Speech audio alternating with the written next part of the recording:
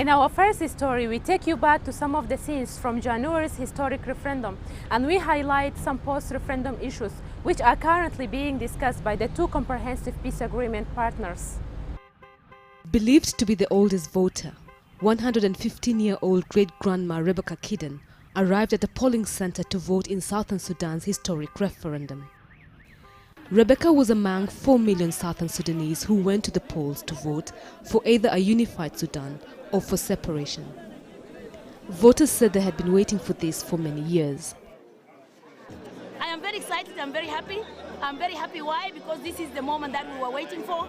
We didn't want to kill one another, we just want to have our say. It was a dream we had since we joined the movement.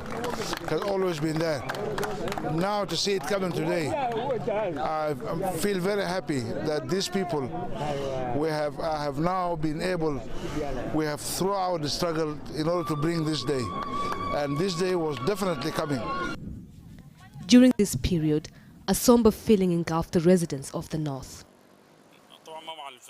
I don't support secession because it is against the interests of the south and the north. But if it happens, we hope that there is peace between the two sides. I'm not loyal to separation for many reasons. First of all, we are Sudanese and it is not easy for us to separate. Separation is not the will of the Sudanese people. Southern Sudan's referendum is one of the defining milestones of a comprehensive peace agreement signed in January 2005 by former foes after a 2-decade-long war.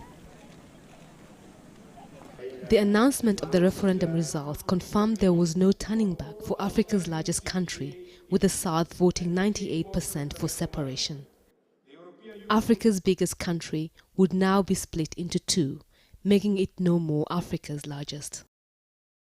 Observers of the process expressed relief that the referendum was peaceful and fair, hoping that relative peace will be sustained.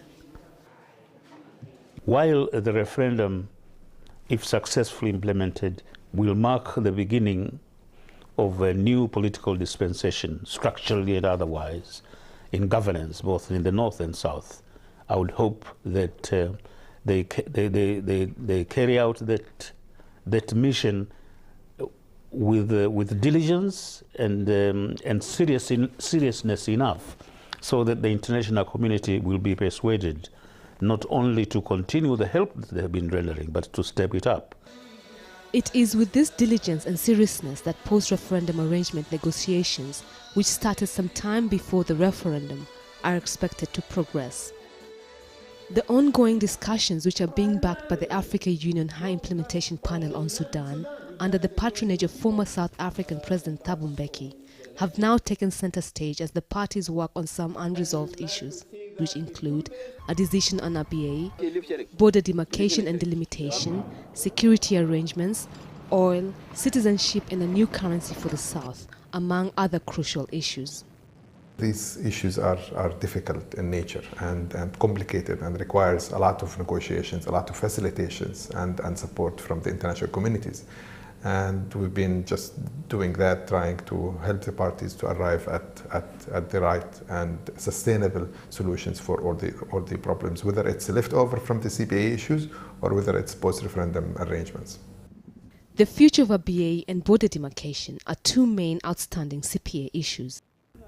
Increased tensions, violence and displacements have from time to time since the referendum emerged in the oil-rich Abyei region, where two major tribes, the Misiria and the Dinka, both claim occupancy of the Abyei area.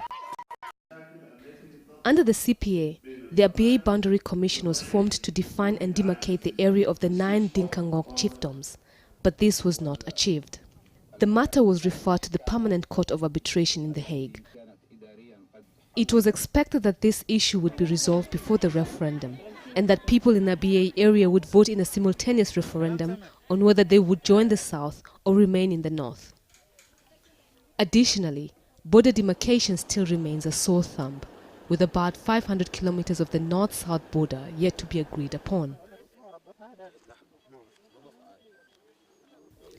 Since the CPA period began, a technical committee comprising of members from both the North and the South has been tasked to accurately demarcate the North-South border according to how it was defined on January 1st, 1956, when Sudan attained its independence.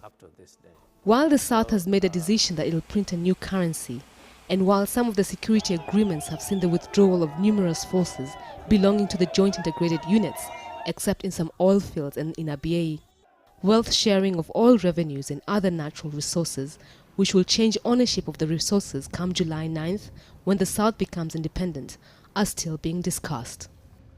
There has been a push for progress on the talks, but despite strict timelines for decisions on the pending issues, both the NCP and the SPLM will need some encouragement to peacefully finalize these negotiations, because the changing landscape of Africa's largest country is a reality. Struggle era is over, and nation building should start immediately. So they should focus all their attentions in trying to, they're going to be a state. With the state comes responsibilities and comes expectations, and they have to manage these expectations and prove to the world that they really can build the infrastructure for the new state. And I'm confident that the people of South Sudan, with the support of the international communities, can do that. But they need to focus. They have a huge task at hand. With nation building being key and with less than 2 months away before the CPA period ends, many around the world will be banking on the CPA partners to quickly agree on the remaining issues so that there will be a peaceful transition and that the two nations will continue to coexist along shared histories and cultures, with the hope that they will put the days of war behind them.